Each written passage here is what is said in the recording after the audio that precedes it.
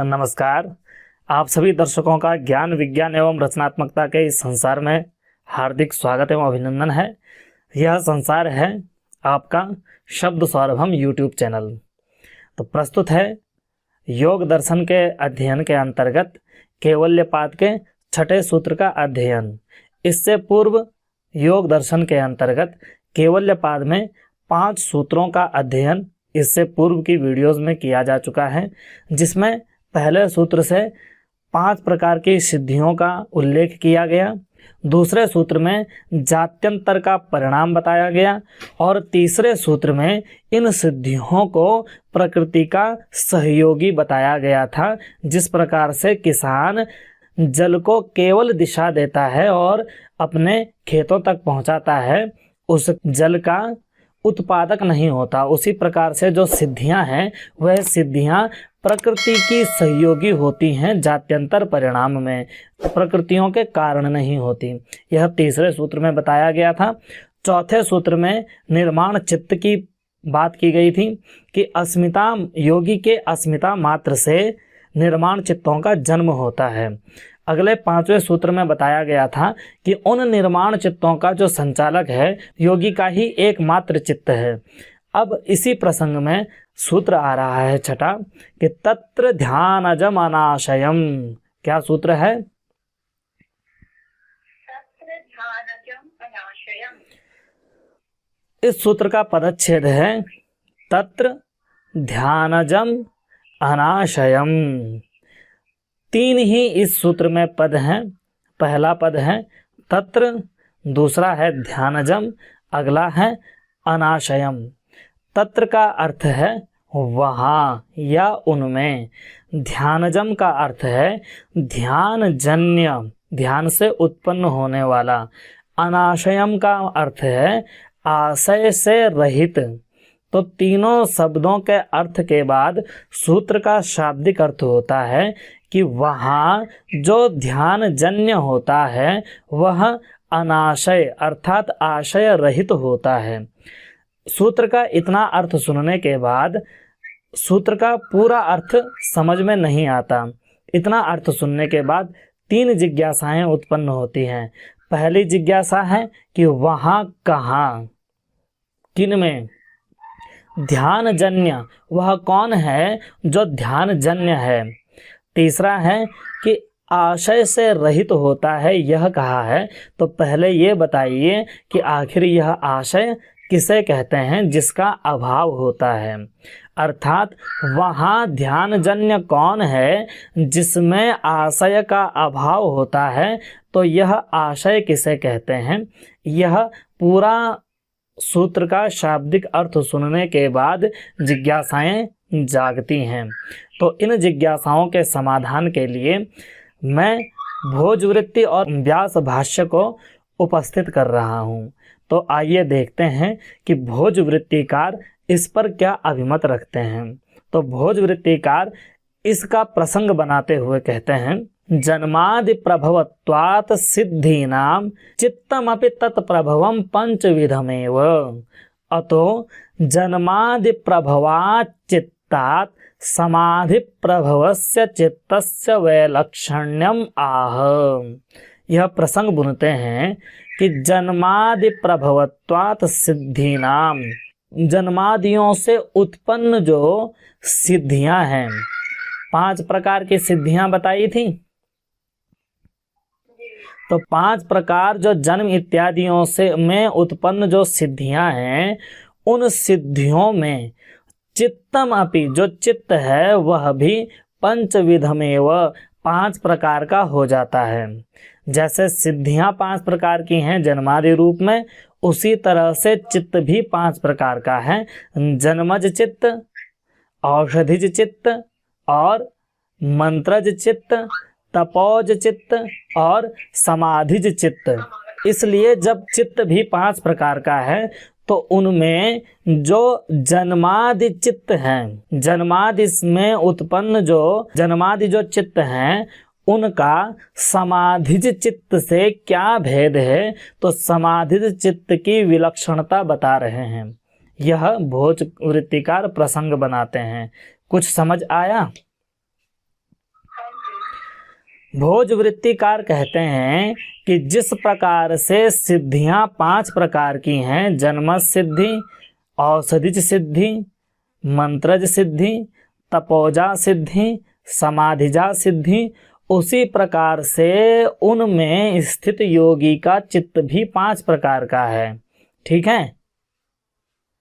तो इन 5 प्रकार के चित्तों में जो समाधिज चित्त है वह अन्य चारों से किस प्रकार अलग है, उसकी विशेषता क्या है, उस समाधिज चित्त की विशेषता बताने के लिए सूत्र उपस्थित करते हैं। तत्र ध्यानजम अनाशयम। कुछ समझ में आया? क्या समझ में आया? यह समझ में आया कि 5 प्रकार के चित्त हैं वहां। ठीक है। उन 5 प्रकार के चित्तों में हर एक चित्त एक दूसरे से अलग होगा कि नहीं होगा?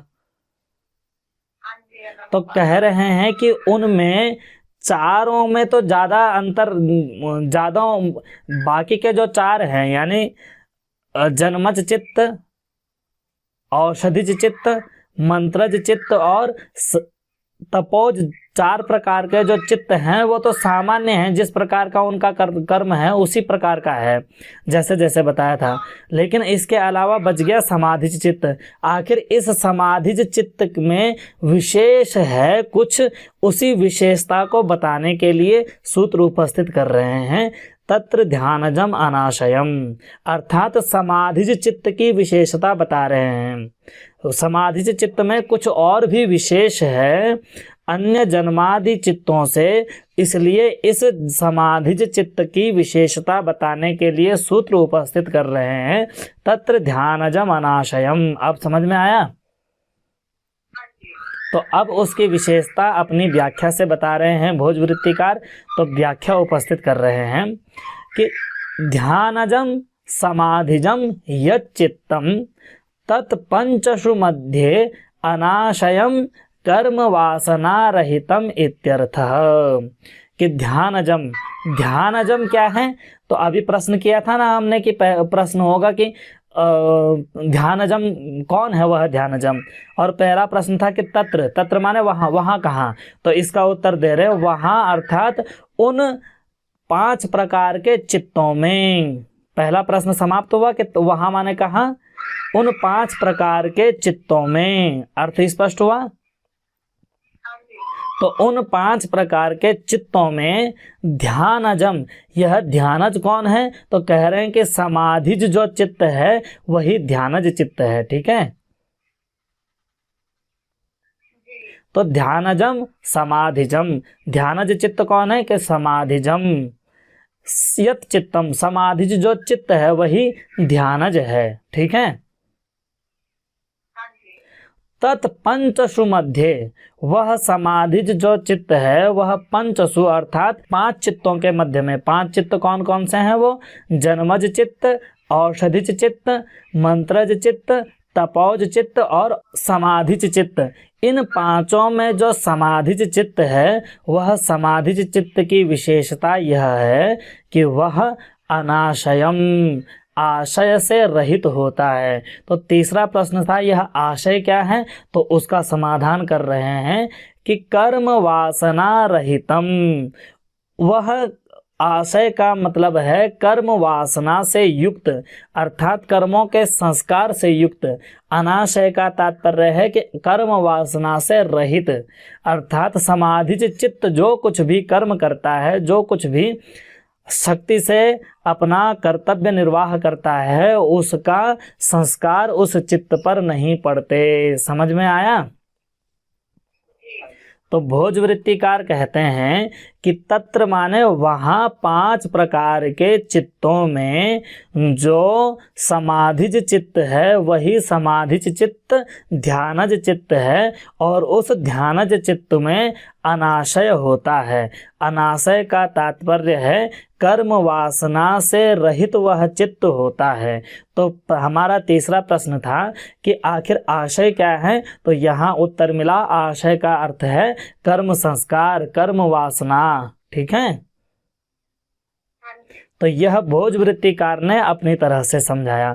अब इस पर व्यास भाष्यकार क्या कह रहे हैं वह भी देख लेते हैं। व्यास भाष्यकार कहते हैं, पंचविधम निर्माण चित्तम जन्मौषधि मंत्र तपः समाधिजा सिद्धय इति तत्र यद एव ध्यानजं चित्तम तद एव अनाशयम तस्येव नास्ति आशयो रागादि प्रवृत्तिः नातः पुण्य पापाभिसंबंधः क्षीण क्लेशत्वाद् योगिना इति इतरेषां तु विद्यते कर्माशयः। यह कहते हैं व्यास भाष्यकार, उनका कहना है, अब पंक्तिशः अर्थ बताते हैं कि पंचविधम निर्माण चित्तम जन्मौषधि मंत्र तपः समाधिजाः सिद्धया इति। निर्माण चित्त 5 प्रकार के होते हैं, जन्मज चित्त, औषधिज चित्त, मंत्रज चित्त, तपोज चित्त और समाधिज चित्त। इन 5 में यद ध्यानजम चित्तम, जो ध्यान जन्य चित्त है, तद एव अनाशयम, वह चित्त कैसा है? अनाशय है। प्रश्न हुआ कि यह आशय क्या है, तो आशय को बता रहे हैं, तद एव अनाशयम तस्येव नास्ति आशयो, उस चित्त का कोई भी आशय नहीं है, उस पर कोई भी आशय नहीं होता। तो अब आशय का अर्थ बता रहे हैं कि आशय किसे कहते हैं, तो कहते हैं आशयो रागादि प्रवृत्ति ही, राग आदि से जो प्रवृत्ति होती है उसी का नाम है आशय। राग होता है, द्वेष होता है, इन राग और द्वेषादि के कारण जो कार्य में प्रवृत्ति होती है। आप राग द्वेष से तो कोई काम करते हो, आपने जो कुछ काम किया उसका फल मिलता है आपको, उसका फल आपको पुनः किसी कार्य में लगाता है कि नहीं लगाता?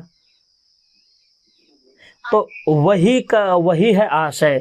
आपने कोई कर्म किया, उस कर्म का जो ऐसी छाया आप पर पड़ती है जो आपको दोबारा किसी कर्म में लगाती है, इसी का नाम है आशय। इसी को कहते हैं रागादि प्रवृत्ति ही। राग इत्यादि से जो प्रवृत्ति होती है उसी का नाम है आशय। ठीक है। और इस आशय का नातः पुण्य पापाभिसंबंध, इस रागादि प्रवृत्ति, इस आशय से क्या होता है, जब इसका नाश होता है समाधित चित्त में, तो समाधित चित्त आशय रहित होने से क्या होता है कि इसमें नातः पुण्य पापाभिसंबंध, इस चित्त का न तो पुण्य के साथ संबंध होता है और ना ही पाप के साथ संबंध होता है। ठीक है। नातः पुण्य पापाभिसंबंध, ध्यान जन्य चित्त का न तो पुण्य के साथ संबंध होता है न पाप के साथ संबंध होता है। ध्यान जन्य चित्त जितने भी अपने योगी से निर्देशित कर्मों का संपादन करता है, उस कर्मों का संपादन से वह ना तो किसी पुण्य जन्य कार्य में संलग्न होता है, न उस पर कोई पाप लगता है। ठीक है। क्यों? तो कह रहे हैं क्षीण क्लेशत्वात्, क्योंकि उस चित्त के क्लेश क्षीण हो चुके हैं। उसके राग द्वेष अस्मिता अभिनिवेश और अविद्या, ये 5 क्लेश क्षीण हो जाते हैं। तो क्षीण क्लेश होने के कारण जो समाधिज चित्त है, जो ध्यानज चित्त है, वह आशय रहित हो जाता है। यह कहते हैं व्यास भाष्यकार। समझ में आया? तो व्यास भाष्यकार कहते हैं कि 5 प्रकार के निर्माण चित्त होते हैं, जन्मौषधि मंत्र तपः समाधिजा। इनमें जो ध्यानज चित्त है वह आशय रहित होता है, अर्थात उसका कोई भी आशय नहीं होता। तो आशय किसे कहते हैं? आशय कहते हैं रागादियों के कारण प्रवृत्ति ही आशय है। और जब यह चित्त आशय रहित होता है तो इस चित्त का न तो पाप के साथ संबंध होता है न तो पुण्य के साथ संबंध होता है। यह निश्चल हो जाता है, शुद्ध हो जाता है, ऐसा व्यास भाष्यकार कहते हैं। और इतरेषाम तो विद्यते कर्माशय इति, इतरेषाम अर्थात अन्य जो चित्त हैं, बाकी कौन बच गए? जन्म चित्त बच गया, जन्म चित्त, औषधि चित्त, मंत्र चित्त, तपो चित्त, ये 5 के 5 जो चित्त हैं उनका कर्माशय होता है। यह कहते हैं व्यास भाष्यकार इतरेषाम तो विद्यते कर्माशय इति, अन्य चित्तों पर कर्माशय होता है। यह व्यास भाष्यकार कहते हैं। अब हम दोनों को पढ़ने के बाद अब हम समझते हैं कि इस सूत्र का अर्थ क्या है। तो तत्र ध्यानजम अनाशयम, उनमें जो ध्यानज होता है वह अनाशय होता है। तो इस सूत्र को प्रसंगानुसार पकड़िए। अभी तक बात चल रही थी निर्माण चित्तों की, ठीक है। क्यों चौथे सूत्र में कहा गया था कि अस्मिता मात्र से निर्माण चित्त होते हैं, और उन निर्माण चित्तों का जो प्रवृत्ति भेदक प्रयोजक है वह कौन होता है? योगी का अपना चित्त होता है। यह बात इससे पूर्व सूत्रों में कही गई थी। अब उन्हीं निर्माण चित्तों की बात कह रहे हैं कि उन निर्माण चित्तों में ध्यानज जो चित्त होता है उसमें कर्म वासना का अभाव होता है। इसी कर्म वासना के अभाव का नाम है अनाशय। यह सामान्य अर्थ हुआ।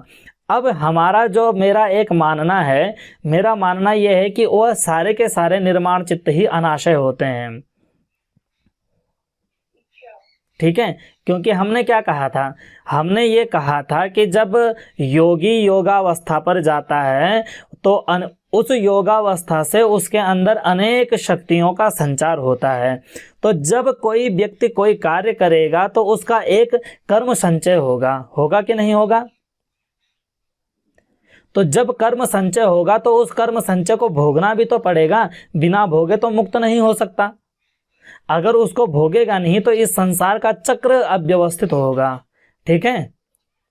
उदाहरण के लिए, अगर आपने इस जन्म में 1,00,000 रुपए कमा दिए और 1,00,000 रुपए का उपभोग किए बिना अगर आप यहाँ से चले गए तो आपके उन पैसों से इस सृष्टि का क्रम बिगड़ सकता है या नहीं?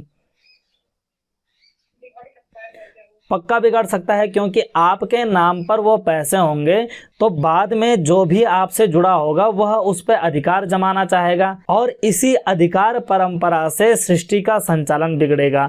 कहीं कितने लोगों के कर्म बिगड़ेंगे। बैंक वाला कंफ्यूज होगा कि आपको दूं या ना दूं।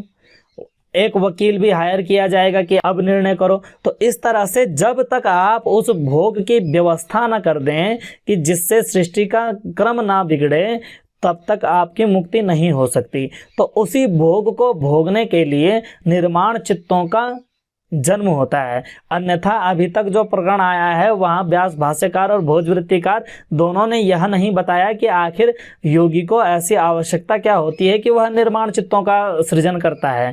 निर्माण शरीर बनाने की आवश्यकता क्या है? निर्माण चित्त बनाने की आवश्यकता क्या है? तो निर्माण चित्त और निर्माण शरीर बनाने की आवश्यकता इसी भोग को इस तरह से भोगें कि ताकि सृष्टि का संचालन व्यवस्थित रहे, कोई उधारी न रह जाए। मेरा जो सोचना है वो यह है। अब वह जो यदि वह उनको भोगेगा निर्माण चित्तों के सहारे तो फिर भी तो भोग बनने लगेंगे, तो ये तो भोगों की लंबी परंपरा हो जाएगी।